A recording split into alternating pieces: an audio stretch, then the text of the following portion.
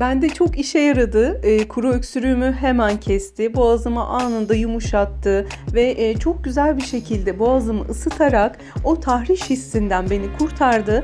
Kuru öksürüğümü de %80 oranında azalttı arkadaşlar. Bunu hepinizin yapmasını tavsiye ediyorum. Merhabalar canım arkadaşlarım, YouTube Seher Akgül kanalına hoş geldiniz.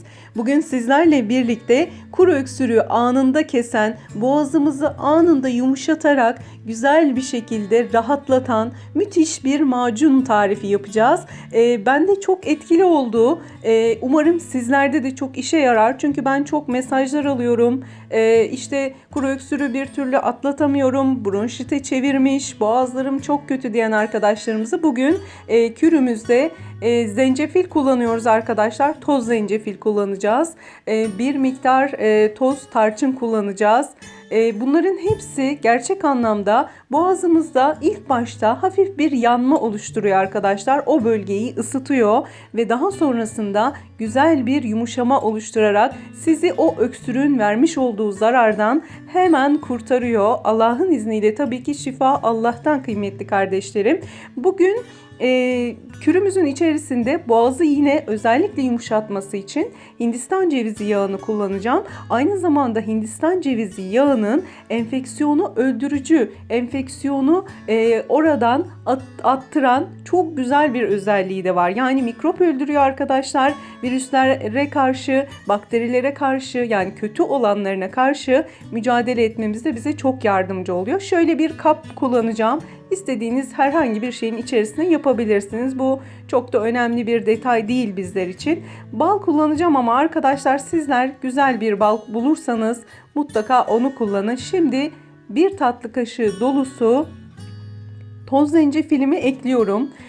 Yine tarçınımdan da ekleyeceğim. Bir tatlı kaşığı da tarçın ekliyorum arkadaşlar. Tarçın gerçekten çok faydalı bir baharat. Burada boğazlarımızda inanılmaz güzel fayda gösterdiğini İnşallah sizler de göreceksiniz.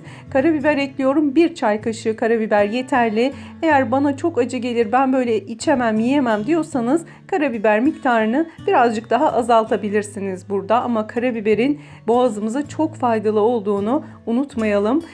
Soğuk algınlığı, grip, nezle, aksırma, hapşırma, o durumlarda da inanılmaz güzel bir önlem almış olacaksınız.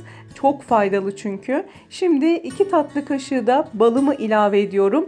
Bunun 2 kullanım şekli var arkadaşlar. Bir sabahları kalkınca, birisi de gece yatmadan önce. Çünkü ikisinde de boğaz oldukça hassas oluyor ve bizler yardımcı olmak için bu kürü, bu macunu kullanabiliriz. Şimdi bir güzel karıştıralım, macun haline getirelim. Bunu dışarıda istediğimiz kadar saklayabiliriz. Hiçbir şekilde bozulmuyor arkadaşlarım. İsterseniz bunu biraz daha aynı ölçüleri oranlayarak fazla yapabilirsiniz ve saklayabilirsiniz arkadaşlar. Şimdi bir güzel macunumu oluşturdum. Kullanım şekli de şöyle. İsterseniz bunu macun olarak 1 tatlı kaşığı şeklinde tüketebilirsiniz. İsterseniz bu şekilde ılık suyla hazırlayabilirsiniz. Sabah kalkınca ve gece yatmadan önce kullanılabilir. Fayda görünceye dek kullanabilirsiniz. Herhangi bir kullanım süresi yok arkadaşlarım. Umarım sizlere faydalı olur. Çünkü öksürük, boğaz tahrişi gerçekten insanın hayatını olumsuz yönde etkileyebiliyor. O yüzden inşallah şifa olur kıymetli arkadaşlarım. Kendinize çok iyi bakın. Hasta olan arkadaşlarıma Allah'tan acil şifalar diliyorum. Allah'a emanet olun. Soru, görüş ve önerilerinizi yorumlarda bekliyorum. Kanalıma abone olmayı ve eğer video hoşunuza gittiyse beğen butonuna tıklamayı unutmayın. Kendinize çok ama çok iyi bakın canım arkadaşlarım.